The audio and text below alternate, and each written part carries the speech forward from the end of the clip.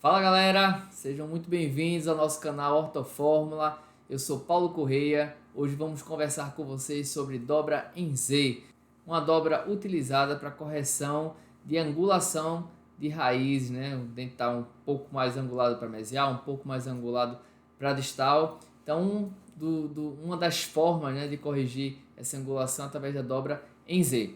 Vou demonstrar aqui como é que a gente faz a dobra em Z. Vou também demonstrar uma outra forma que eu gosto bastante de utilizar para fazer essa correção de angulação radicular, beleza?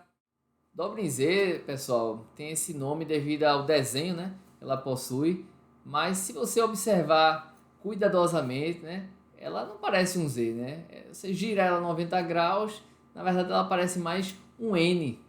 E esse N, lógico, né? Dependendo se você quer angular a raiz para mesial ou para distal, né? Esse travessão, né? Essa barra central que ele é quem vai, na verdade, modificar. Não serão as laterais dessa dobra, não é mesmo? Então a gente colocou aqui esse caso para vocês observarem, né? Onde existe o canino, né? Com a raiz angulada para distal, né? Foi um caso de extração do incisivo inferior.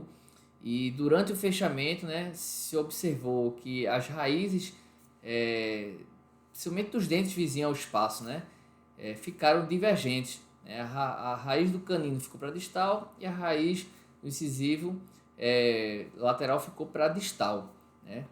E, na verdade, se você observar com carinho, os três incisivos, né, principalmente os dois mais próximos da extração, ficaram um pouco com as raízes para distal e as coroas para mesial, né, tentando fechar o espaço. E aí deu essa angulação, né, esse efeito de angulação.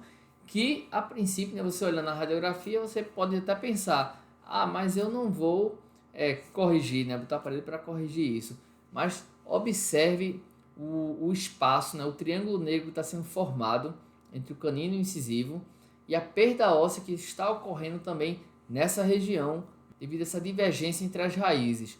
Tá? Então, isso tem indicação sim de realizar o tratamento ortodôntico, porque essa divergência, né, faz com que acumule mais placa nessa região, né, o ponto de contato fica distante da crista óssea e cada vez mais vai tendo esse acúmulo, essa perda óssea nessa região entre o canino e o incisivo.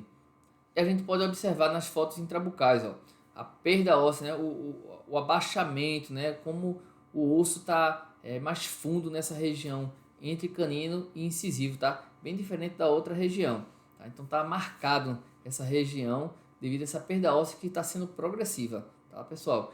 Então tem indicação sim da gente colocar o aparelho para corrigir essa divergência entre as raízes. Como na região lingual é possível observar essa perda óssea devido a essa divergência entre as raízes e aí está perdendo cada vez mais nessa região. Olha aí, eu coloquei a seta, está bem visível o traço, né? Como essa região está mais pobre, diferentemente da região do canino 33. Então, coloquei aqui essa imagem esquemática para a gente poder entender bem o que está acontecendo. Então, foi feito ao final do tratamento um alinhamento e um nivelamento, o fio ficou reto, mas a raiz do canino ficou para distal. Né? Então, na verdade, o que a gente quer é que a coroa venha para distal e a raiz venha para mesial, né? Ocorra esse movimento pendular no sentido mesio-distal. Então, traduzindo, né, esse movimento, a região mesial do canino vai precisar ter uma força extrusiva, a região distal uma força intrusiva para fazer esse binário nesse sentido de angulação. Para isso, o fio vai precisar obedecer esse desenho de intrusão na região distal e extrusão na região mesial, para que ocorra o giro do dente no sentido mesio-distal. E com isso a raiz venha para mesial e a coroa para distal. Como é que a gente faz isso, né? Na região distal desse canino, se a gente está dizendo que vai ter que ter uma intrusão, então o fio precisa descer nessa região, como está aqui no desenho esquemático. Se ele desceu na região distal, a região mesial precisa subir, né? Já que o canino na distal desce e na mesial sobe. Então, ó, desci o fio na região distal, vou subir o fio agora na região mesial. Então, como é que a gente consegue fazer isso no fio, né? Para que o dente consiga fazer esse movimento de anti-rotação, né? Rotação anti-horária, né? Melhor forma para definir isso, eu gosto de desenhar, né? Aqui eu coloquei aqui um desenho esquemático para que não tenha erro na hora que a gente vai confeccionar isso na clínica. Então, como é que a gente sugere? Faça um desenho. Se eu quero que o canino rotacione no sentido anti-horário, ou seja, a coroa vai para distal e a raiz para mesial, vamos desenhar. Passa o fio, ele vem reto na região de premolares, e para que ocorra esse movimento, a gente observa que a região mesial do canino vai ter que extruir e a região distal vai ter que intruir, para que ocorra essa rotação, né, no sentido anti-horário. Então, com o lápis marcador, a gente pede para marcar a mesial e a distal do canino, tá? Que é onde justamente a gente vai apoiar o nosso alicate de torque, tá? O alicate 442. Então, a gente vai segurar o alicate na marcação para fazer as dobras. Tá? Então, essa marcação tem que ser mesial e distal do bracket. Né? Eu peço sempre para marcar justamente entre um dente e outro, tá? Para ficar um espaço ainda de fio, né? Tanto do bracket para marcação, como na marcação para o bracket do dente seguinte. Tá? Então você fica com espaço para poder trabalhar. Né? Fica mais difícil errar dessa forma, tá, pessoal? Então, observei que meu canino, a região mesial dele tem extrusão e a região distal tem intrusão. Então, marquei ali na região distal, coloco meu alicate naquela posição e faço uma intrusão à marcação, né? Na região distal da minha marcação. Então, intruo, porque a gente observa que o fio, primeiro ele desce, né? Ele tem que intruir, para depois ele subir. Então, na região distal a minha marcação eu intruo, na região mesial a minha marcação eu extruo. Tá?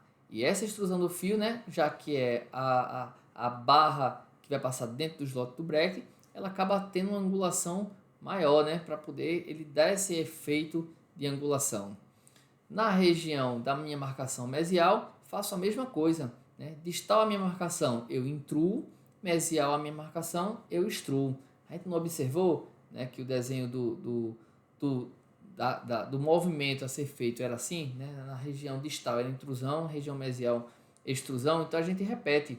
Marquei com o meu alicate de torque a região distal, né, na minha marquinha distal. Ou seja, distal a minha marcação, eu intruo. Mesial a minha marcação, eu extruo. Joguei meu alicate para minha marcação mesial, mesma coisa. Distal a minha marcação, intruo. Mesial a minha marcação, extruo.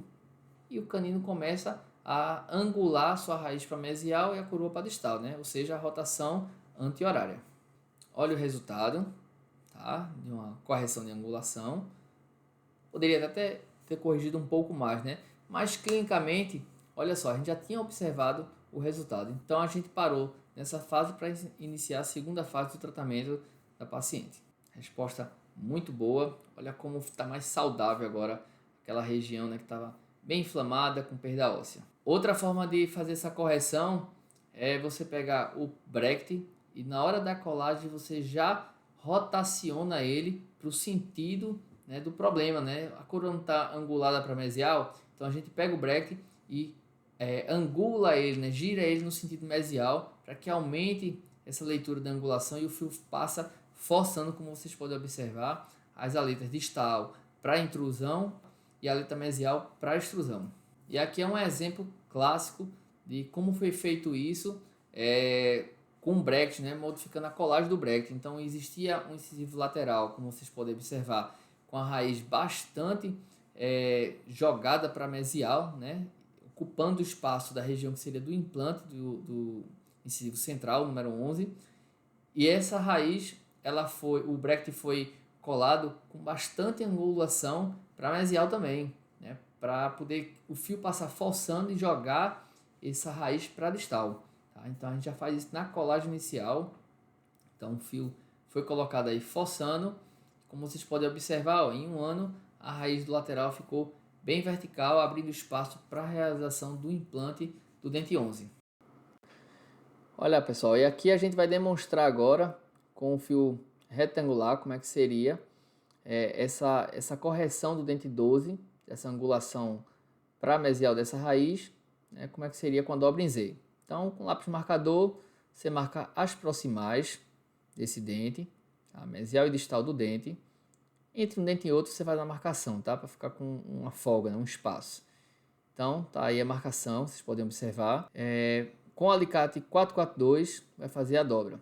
Então, vocês observam no desenho que a região mesial, a marcação, ela tem que subir, ó.